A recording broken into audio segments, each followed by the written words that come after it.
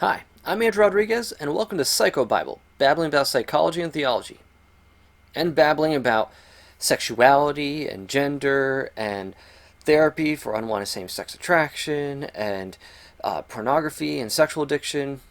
If you've been watching my channel for some time, you know that I talk a lot about sexuality, marriage, ethics around those topics, politics around those topics.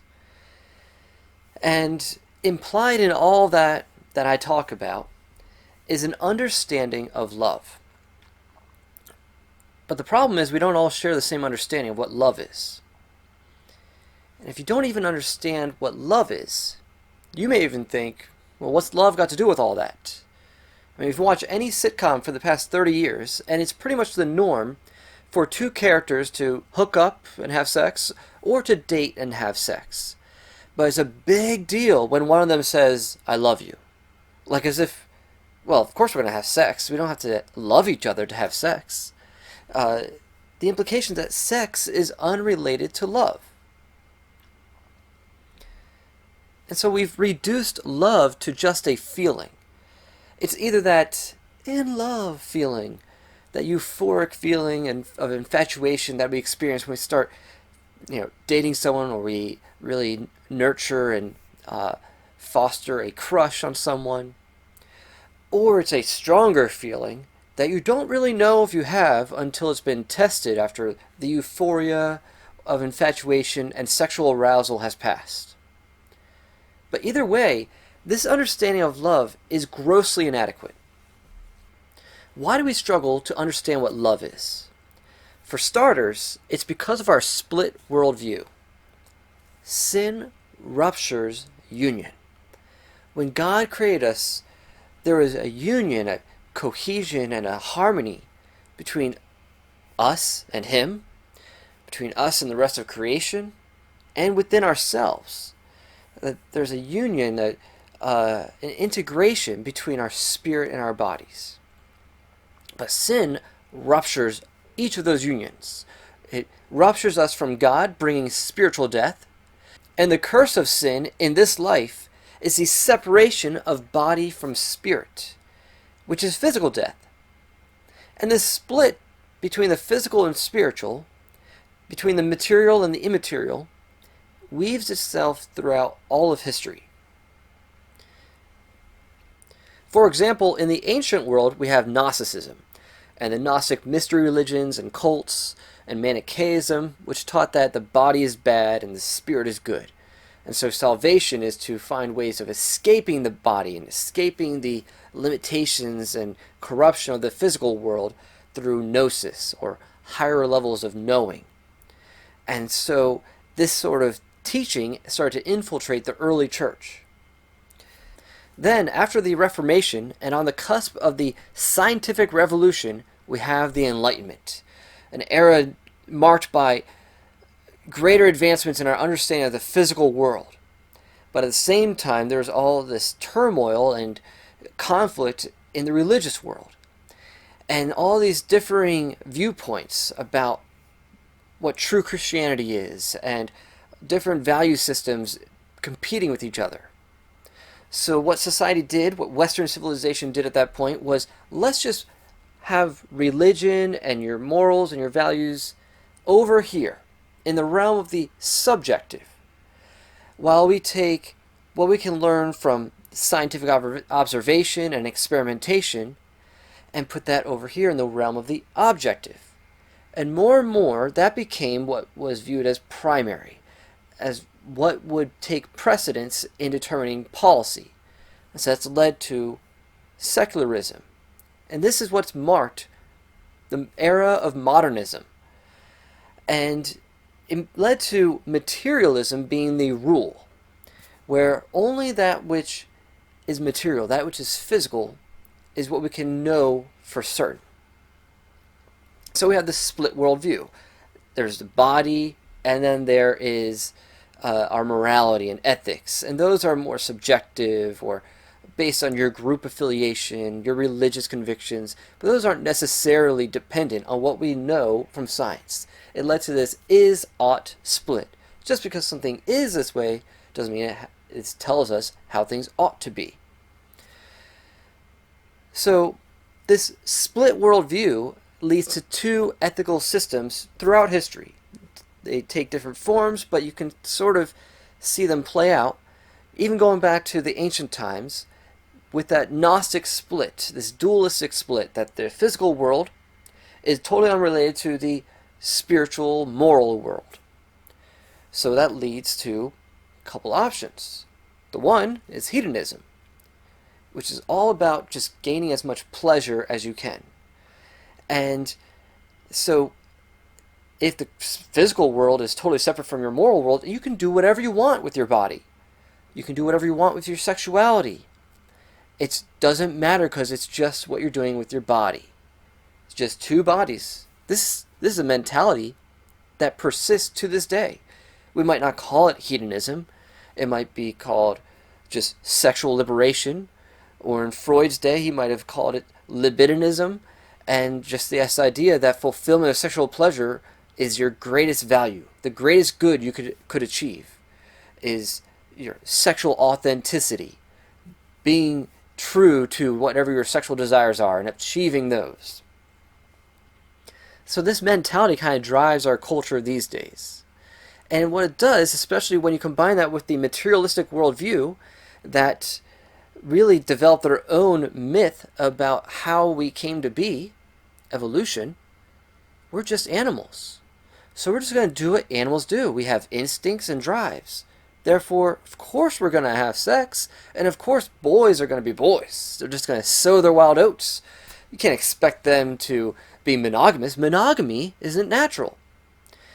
And so we get this idea we just need to have more options to prevent unwanted pregnancies. Because really sex is only for pleasure. Procreation is just an unfortunate or inconvenient consequence that we want to avoid until we're really ready for both of us to choose to have a baby and start a family.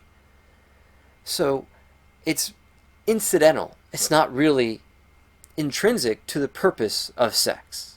The main purpose, because now morality has been separated from the very act of sex and the very design of our bodies. Really, sex is just about your pleasure. So that's the one pathway that we see played out throughout all of history. The other pathway, or moral system, is one of stoicism, of denying the pleasures and drives within our flesh and our bodies. And maybe not necessarily because we view them as evil. That's one path or stream within this pathway. But it at least is something that holds you back from higher ideals and higher goals. So we want to subjugate our flesh and really be in a state of denial of the pleasures that our flesh can experience.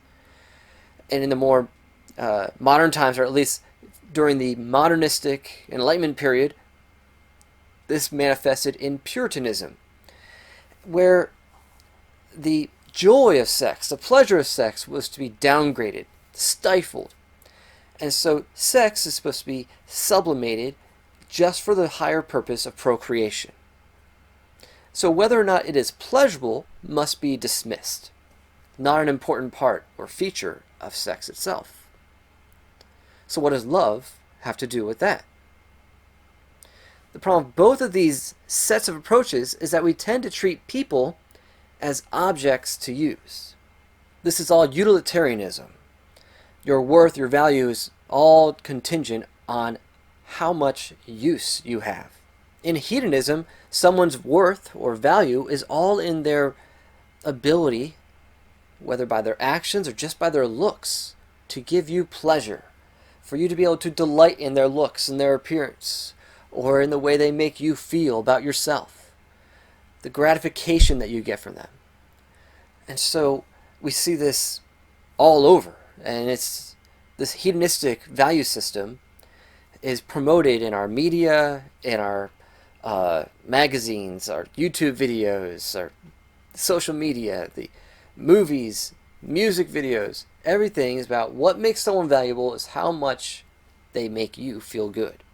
And in the more stoic or puritanical approach, people can even be objects to use for some higher purpose, maybe not for your pleasure, but more about your value is in being able to produce a family or to provide and sustain a family. So it can be very mechanical and unemotional. Historically, perhaps in the Victorian era, the puritanical approach may have been what set the standards of social acceptance at one point. But the sexual revolution of the 1960s rebelled against that. But it just went from one extreme to another. Ironically, though, we're learning the hard way that sexual liberation leads to more pain, more fear, and more shame. And so what we're seeing now are elements of Puritanism rise up, such as among certain feminists, especially in the wake of the whole Me Too movement. So you see now we have strict rules about consent for every type of touch. Like, may I kiss you? And so even though I disagree with having sex outside of marriage, two people who are clearly getting together to have sex now have to give consent for every single aspect of the whole ritual of mating. I believe we're seeing the sexual revolutionaries hit the reality that their licentiousness denies the dignity of their humanity. What's the result? We've had generations of people, both in the world and in the church, sadly, who believe that love is a mere feeling, a very strong feeling of liking someone. The consequence of separating love from its fuller meaning? Sex becomes not an act of love, but one that is about expression of that feeling of pleasure in someone. We just say now, oh, it's just a way to express affection for someone. And so it can be mutual and sensual, or it can be entirely self-serving and even abusive. Therefore, the only remaining criteria for sexual morality that the world has left is the almighty consent. But what happens when consent runs contrary to other social conventions? We then find some way to explain how one party was incapable of giving consent. Two people have a hookup, and the one person leaves with that brokenness afterwards and an empty feeling, and they think, well, how do I explain this empty feeling or this feeling of being betrayed in some way? There must be some way in which I didn't consent. Maybe I didn't know that we were just going to have a meaningless hookup. And maybe he proceeded past the point I was comfortable. Or maybe I thought we were going to have a relationship. And so we try to explain it by us not walking in with our faculties in some way, or not being fully aware of what we're going into. When we really did, but the reality is you're realizing you want more than just two bodies connecting. But sadly, we've lost sight of the very foundation for understanding love, sex, and marriage. We know it instinctively deep down, but because of our contemporary dualism, we're blind to its true meaning. And what I'm talking about is personhood. And that is why we know in our guts that there is something wrong about using someone sexually, even with consent, but having no intention to enter into a committed relationship, for example. We know that people are persons with intrinsic value and shouldn't be used as objects to be discarded when no longer in use. So, before we can understand what love is, we must understand what a person is. And that's a very loaded word. It's at the very center of the debate over the sanctity of life. Because of that modernistic split, we've come up with a separation between being human and being a person. Nancy Pearcey points out in her book Love Thy Body that secular modernism's concept of a human assumes a body-person split. And this is just contemporary Gnosticism. The body is fact. It's factual, it's objective. We can observe it through science. But values, we cannot just arrive at those through science.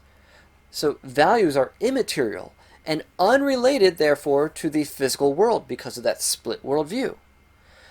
Therefore, values And the basis for our rights is in the concept of personhood.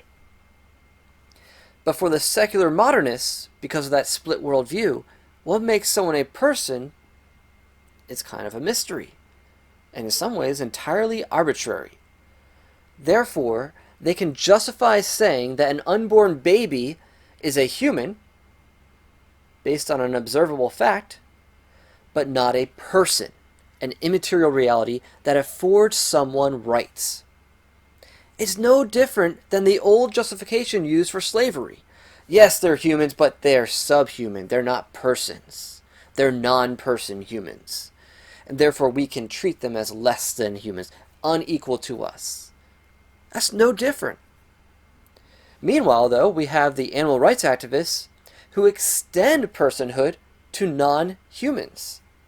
And the sexually deviant latch onto this confusion, and we end up with things like furries, or transspeciesism, and otherkin. Because modernism inevitably moved into postmodernism, in which personhood is entirely subjective. Because the assumption in postmodernism is that only the subjective can be reliably known. Whereas before, with modernism, only the observable physical world can be reliably known. Once you cast enough doubt on that, people are like, well, how can I trust the physical world? How can I trust science? I can trust my thoughts. I should know what is true. I'm the one who determines what is true and what's right. So once we've had that split, it's just a matter of which viewpoint we give more power to. The physical world, the immaterial world. The objective world, or the subjective. What's the solution? We need to recapture an integrated worldview, just as we used to have before the modernist split. It's not that the idea of personhood is innately flawed. The word person was coined to signify that one is more than an individual specimen of the human species, but that there's a particular richness and perfection in one's existence. If you're just another species on Earth, then we're no different than the animals, and we have no call to have mastery over our sexual urges and instincts. What makes us distinct from the animals is our rational inner life, a consequence of our spiritual nature, which revolves around truth and goodness. That's what our spirit man seeks, ultimately, to be aligned with the good, the true, and the beautiful. An integrated worldview understands that humans are body-spirit composites. We're neither angels or spirits, nor are we mere animals. So no, you're not a spirit trapped inside a body, and your salvation will come when you're finally free of this body and this flesh. A lot of Christians think that way, but that is Gnostic heresy. Nor are you just animals and can't control yourself. No. You are both your body and you are your spirit. You're both. So, a person is more than an earthly creature that is called human. But every human is a person. Therefore, we have a responsibility when it comes to our human interactions, especially our sexual interactions and our relationships. And that responsibility is love. And that brings us to the book we'll be using as our guide to understanding what love is. Love and Responsibility by Karol Wojtyla, aka Pope John Paul II. Long before he was a pope, and he was a university professor teaching philosophy and ethics, God put it on his heart to equip his students and later the whole church to respond to the coming sexual revolution with a clear understanding of the meaning of our bodies, our sexuality, and marriage. Love and Responsibility lays out a philosophical foundation for what would later be theology of the body. So, if we're going to navigate sexual and marital ethics, we need a guiding principle. Wojtyla offers the personalistic norm. I quote, "This norm, in its negative aspect, states that the person is a kind of good which does not admit of use and cannot be treated as an object of use, and as such, the means to an end. In its positive form, the personalistic norm confirms this: the person is a good towards which the only proper and adequate attitude is love. Unquote. This goes right against our fallen nature's tendency toward utilitarianism, that another person's value is in how they can be used as a means to another's end. So, I either use you as an object for my pleasure, or aggression, or some other end, or I will avoid you as an obstacle to my pleasure, but I don't see you as a good in yourself. We see here that the opposite of love isn't necessarily hate, but use. And this is how the sexual revolution hurts us so much. We view each other as objects for use, or objects to avoid so that we can gain our own pleasure. Children are now are obstacles to our pleasure and our fulfillment in life. And a spouse that I no longer have the feelings of infatuation for is now an obstacle.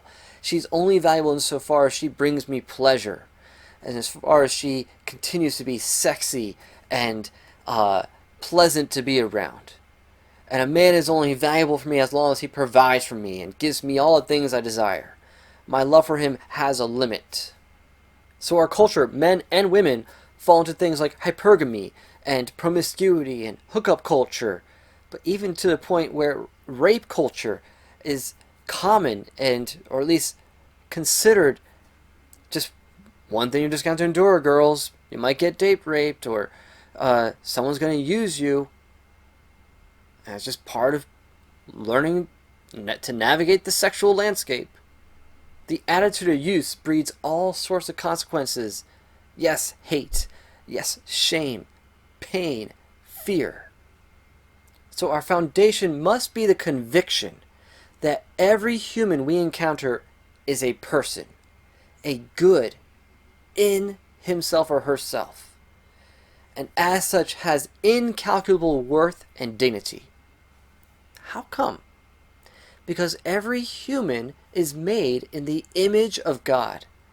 It's His image stamped on us that gives us our dignity, and it's His breath in us that gives us life.